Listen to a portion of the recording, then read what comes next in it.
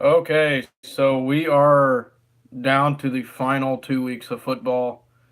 Um, for a lot of teams, it is the final week of the final 2 weeks of football. For some teams, they're going to be moving on. We had an interesting week here. A lot of things went different ways. It was a pretty crazy week to say the last, to say the least. Um, a lot of games went different ways. Thursday night, of course, kicked it off in Kansas City. The Chargers got their first win in 9 games. Um, Kansas City looked like they had them held down, but they came back to win, ultimately clinching the Chargers' playoff spot. We'll talk about that here in a minute. The Texans ended up pulling a last-second win against the Jets. This one kind of surprised me too, and it's not that the Texans won. I thought the Texans would dominate this team, and they didn't. They just barely slipped past the Jets on a last-second drive. Um, that one surprised me. Cleveland went to Denver and ended Denver's playoff hopes, 17-16. The Bears clinched their division by beating the Packers 24-17. The Bills formed a comeback and beat the Lions 14-13. That was kind of a shocker. The Ravens just got past the Buccaneers 20-12. The Falcons absolutely destroyed the Cardinals 40-14. The Bengals beat the Raiders 30-16. Third string quarterback, no AJ Green, last defense in the league, no problem. The Titans ended up beating the Giants 17-0. I thought this game could have went either way, but the Titans pulled it out. The Titans are actually one of the few teams in the NFL that have went all December, have been winning. They have,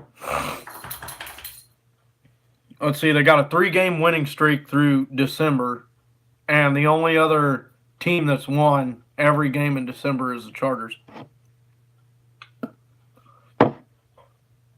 Interesting fact.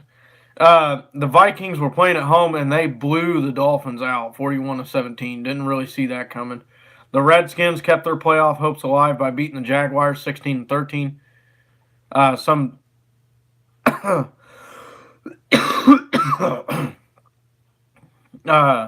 like fourth. It wasn't even Mark Sanchez. It was some guy's last name was Johnson. I don't even know who he is. The Colts beat the Cowboys 23-0, so you'll hear a lot about Andrew Luck from Colin Cowherd and how he's probably going to squeak into the playoffs somehow. Here's your upset for the week. 49ers beat the Seahawks in overtime 26-23. Now, the reason I didn't call the Patriots and Steelers game an upset is because, let's be honest, that game could go either way. The Steelers and the Patriots, blue-collar football teams, going head-to-head. So, in other words, the Steelers won 17-10. I'll explain how that helps us out here in a little bit, especially since we faltered. But it also helps the Chargers out in a way, too. The Eagles, actually, this should be your upset of the week. The Eagles went into L.A. where it started last year, and they beat them 30-23. And then tonight, the Saints played the Panthers. It was a really close game, and the Panthers had more than enough chances to win. It just seems like this year, Carolina's one of those teams where if they capitalized, I mean, Kansas City's got 3 losses, but if they capitalized on their mistakes, they wouldn't have any losses. Now, I know that's kind of beating a dead horse and, et cetera, et cetera. But the Panthers they've never been blown out this year. They played every game close. They've blown a couple teams out. If they just fixed a couple mistakes here and there, that Panthers team would be a deadly team in the playoffs. But now it looks like they're not even going to make it. I could only imagine, like my beloved cousin is a diehard Panthers fan, and as much trash as we talk on each other, it hurts to see him like that because they just, I, I can't imagine how he feels because they went through this in 2016 too. The Panthers did when they went 6-10, and it's almost the same scenario. Like they're literally that they make so many mistakes they beat themselves. Cam Newton threw a pick trying to throw a high point pass on the down there in the red zone. Cam Newton threw a ball at the end of the game that went right through a guy's hands. I mean, he had to turn around for it because Cam Newton got pressured and he threw it fast. Hold on. Sorry. What's your deal, Chief? You sick?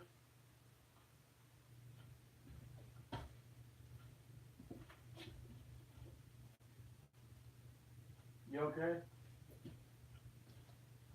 Chill out. Sorry about that. My dog's been sick. Anyways, go lay down. Go lay down. Just go lay down on the couch. The Panthers are extremely close to,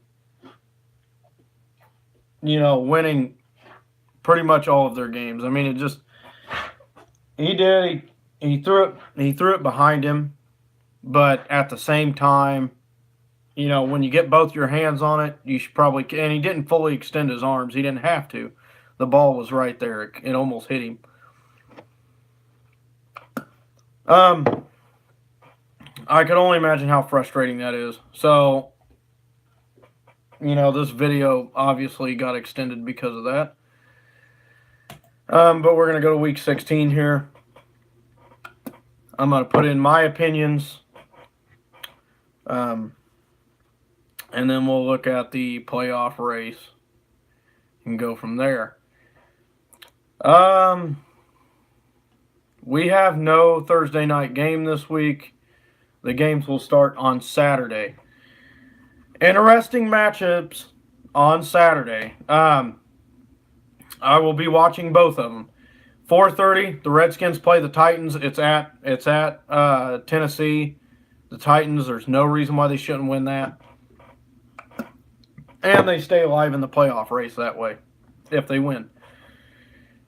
The Ravens are playing at the Chargers. Now, this is a huge game, especially for Kansas City fans, and probably Patriot fans and Houston fans.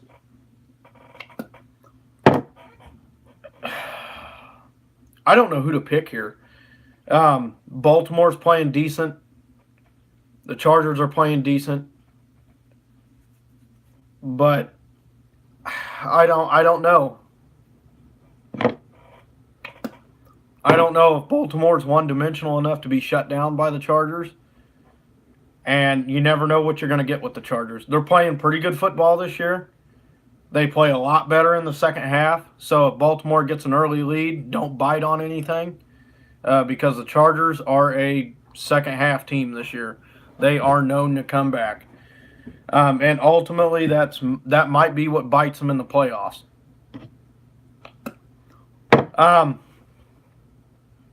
I really want the Ravens to win this game. They got a hell of a defense. They got a lot better defense than us. But they are one-dimensional on offense. They can't pass it very well. They have to be ahead to win. They did come back against Tampa, though. I'll give them that. I'm going to pick the Chargers because they're at home. They're the better team. I'm going to be rational about it. I think they're going to win. Who do I want to win? Baltimore. We need Baltimore to beat them. We need Baltimore to beat them. If the Chargers beat the Ravens, it's still an open tiebreaker between us and Los Angeles. Now, if Baltimore beats the Chargers, it gives us a little bit of leg up, but we still have to win that second game. We still have to beat the Seahawks, and we still have to beat the Raiders. So moving on into Sunday, Bengals at Browns. I'm taking the Browns. They've been playing pretty decent football here lately. Buccaneers at Cowboys. I'm taking the Cowboys. Vikings at Lions. I think the Vikings will win that one. Bills at the Patriots. I'm taking the Patriots. Obviously, the Patriots are playing at home. They're not going to lose to the Bills. Although they have lost 2 straight, which is weird. Packers at Jets. I think the Packers are playing a little bit better without Mike McCarthy. I'm going to take Green Bay in that game. Texans at Eagles. Oh, wow. Okay. This is one that Houston needs to win to stay ahead of New England, and I want them to win to stay ahead of New England. I'll explain why here in a little bit. It's at Philly. I still think Houston is going to win, but Philadelphia is definitely that upset team. Falcons at Panthers. I'm going to take the Panthers. I think the Panthers are playing at home again. I think they're finally going to break that losing streak that they're on. What is it, like 6 or 7 games now? They got to break it eventually. I don't think they'll lose out the entire season. The Falcons are a good opponent to beat. It's hard to win in Carolina. I think Carolina wins that game. Giants at Colts. I got the Colts all the way. Jaguars at Dolphins. I'm going to take the Dolphins. Rams at Cardinals. Obviously the Rams. Bears at 49ers. Obviously the Bears. Steelers at Saints. I'm taking the Saints. Steelers are playing pretty decent right now, but I'm taking the Saints. And if the Steelers lose this game, and Baltimore wins, it's going to give Baltimore a leg up. Not only that, but because they also beat the Chargers if they do, and the Steelers lost to the Chargers earlier this season. Oh, man. Chiefs at Seahawks. Wow, here's another tough game. Kansas City didn't get it done last week. Their defense faltered at the end of the game, and their offense sputtered near the very end of it and couldn't generate anything on that last drive. All they needed to do was get a couple first downs. The game would have been over. Patrick Mahomes has always bounced back really good from losses. The Seattle Seahawks are playing really good football right now, minus that loss against San Francisco last week. I got to stay true to my team. I think Mahomes is going to bounce back. Eric Berry's, as far as I know, Eric Berry is going to play a full game tonight, or this Sunday night. So sorry, I'm trying to keep an eye on my dog. So I think as long as Eric Berry plays the full game and they play tough defensively, Kendall Fuller has a hairline fracture in his wrist, had surgery. They're saying he might play. I don't know if it's a good idea to play him. He might fracture the whole thing and just blow it up completely. I'm going to stay true to my team. I'm going to pick him. It's hard to pick against him. Patrick Mahomes has always bounced back from a loss and did just fine. I'm not going to blame Patrick Mahomes for that loss last week. He was a leader and he took the loss.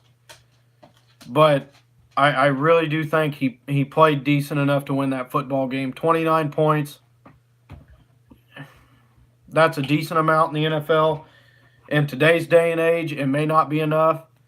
But that last drive, the line just acted like they didn't even want to be out there. He had no chance to pass it. The one time he did, it was holding. They didn't block for Damian Williams when he tried to run it, even though he'd been gashing the Chargers all night. And then, of course, the defense just sucked it up.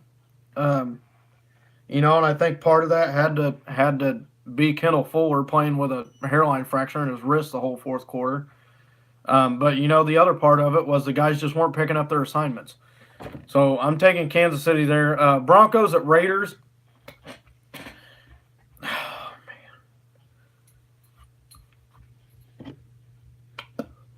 man. The Raiders are playing decent lately. The Broncos are kind of sputtering. Man, that's a tough one. If the Raiders contain Phillip Lindsay and they play as hard as they have, I think the Raiders can win, especially at home. Divisional games are always hard picks. Broncos have the better record, but that don't mean shit, especially in divisional games. You know what? I'm gonna pick Oakland this week.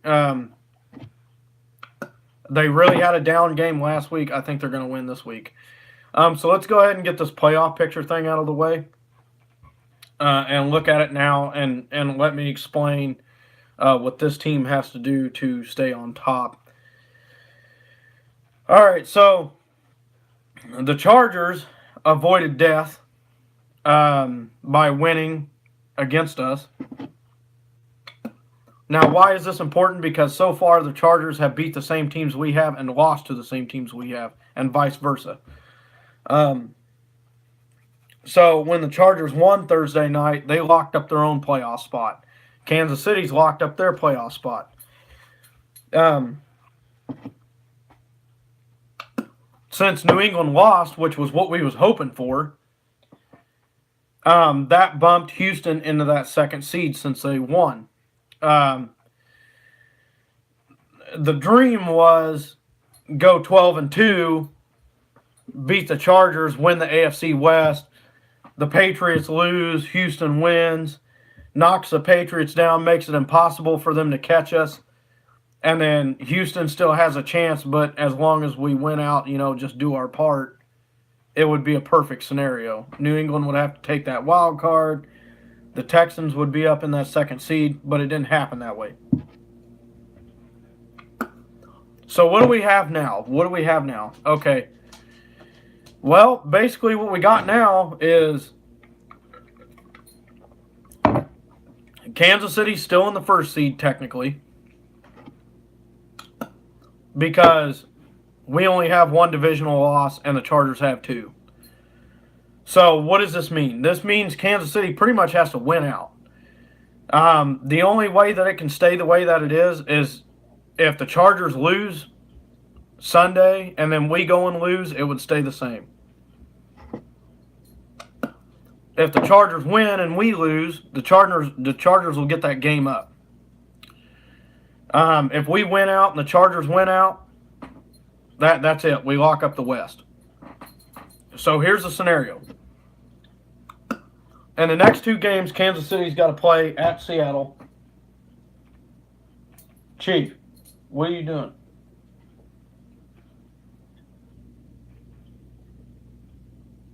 Just sit down.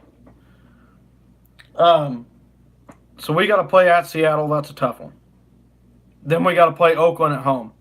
The Chargers, on the other hand, they're playing at home against Baltimore, and then they gotta go to Denver.